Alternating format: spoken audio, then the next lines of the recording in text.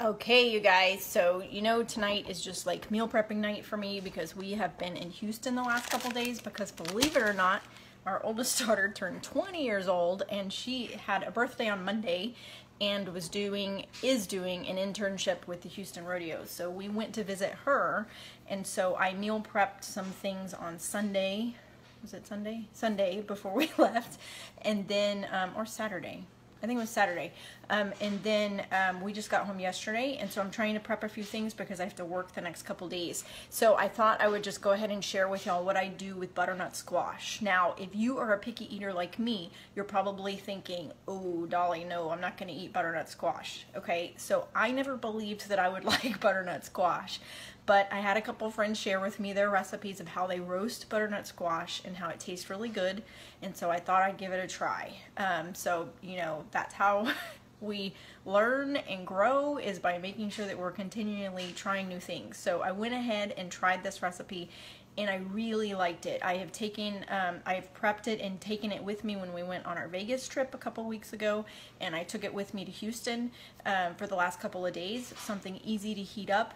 A cup of it is one single veggie serving, but you could do half of that serving and then add some green beans or something like that.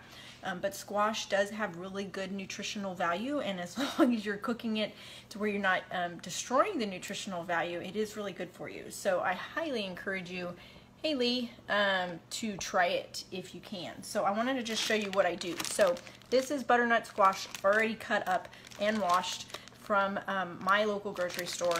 If you do not have pre-cut up butternut squash, be careful how you cut it because it will hurt you, and I have never done it myself, so I can't tell you that. Hey Mom again, and hey Lee. So anytime you buy anything that's packaged like this, this is my #1 rule.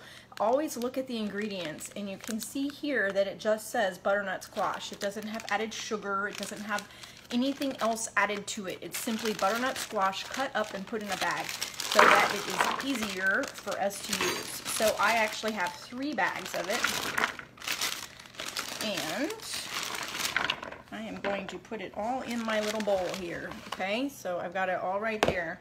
Now I just drizzle it with extra virgin olive oil, but I thought I would just go ahead and kind of measure it out so I can give myself a better judge of how I do this. So I've done a tablespoon of extra virgin olive oil, and that may be too much, it may not be enough. I just never measured it before. And then cinnamon, I kind of just sprinkled it on, and I like it to be cinnamony, if that's a word, so I sprinkle quite a bit on there, but you can kind of do that according to your taste. And then I sprinkle on some pepper, and I kind of liked the pepper taste to it this last time I made it too, so I put a good amount of that. So it's probably like 2 tablespoons of cinnamon and, not tablespoons, teaspoons, and then maybe 1 teaspoon of pepper, and then 1 teaspoon of salt. And then I just stir that up, and kind of what you want to do, and I probably should have stirred it with the oil on it before I put the other spices. But I just stir that all up and get it all nice and coated.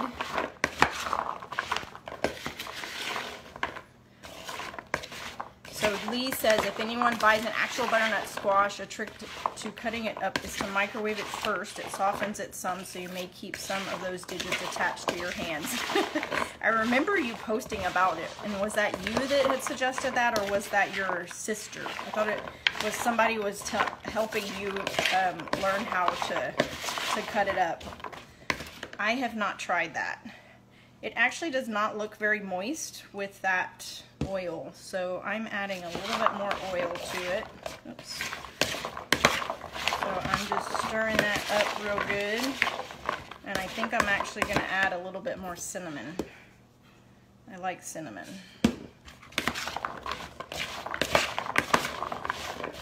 Alright, so now I could always add more spices at the end as well, but that is basically it.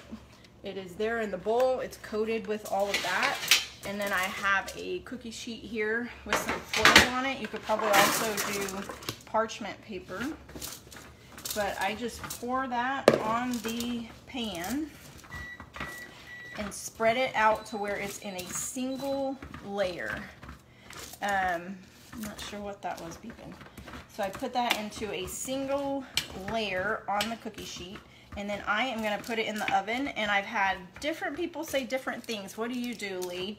I have done 350 degrees for like 30 minutes. I'm not sure what is beeping around me.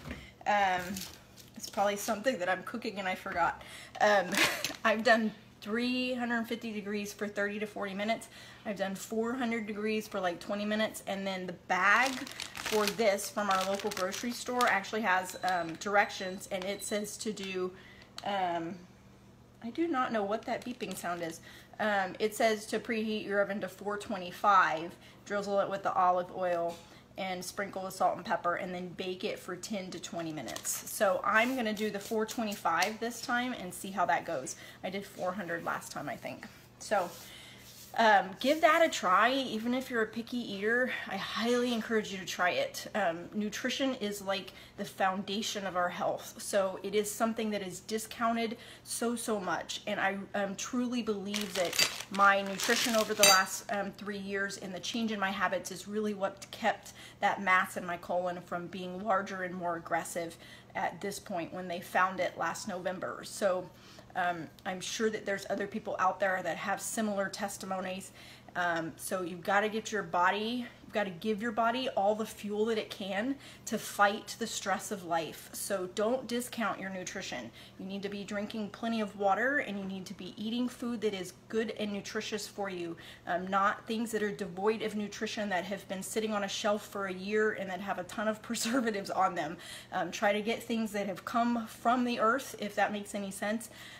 Haven't been processed a lot, haven't been changed into different forms, because that's really what's going to get into your body, get into your cells, and do what they call fighting oxidative stress. And oxidation is damage to your cells, which can be a precursor to cancer. So I'm so passionate about nutrition now, and I think it's vital to your health. So please pay attention to that.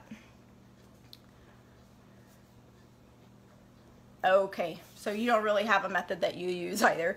I just kind of stick it in and then kind of eyeball it and make sure it's not burning. So I think that's good. You kind of do your own preference. I think at the higher temperatures it cooks it faster, but also browns it a little bit. So I'm going to try that this time and see how that works. So first time I did it, I did 350 degrees. So y'all have a great night. Thanks for watching. Please comment below. Let me know that you've watched, and let me know if you have any questions, and I'll talk to y'all soon.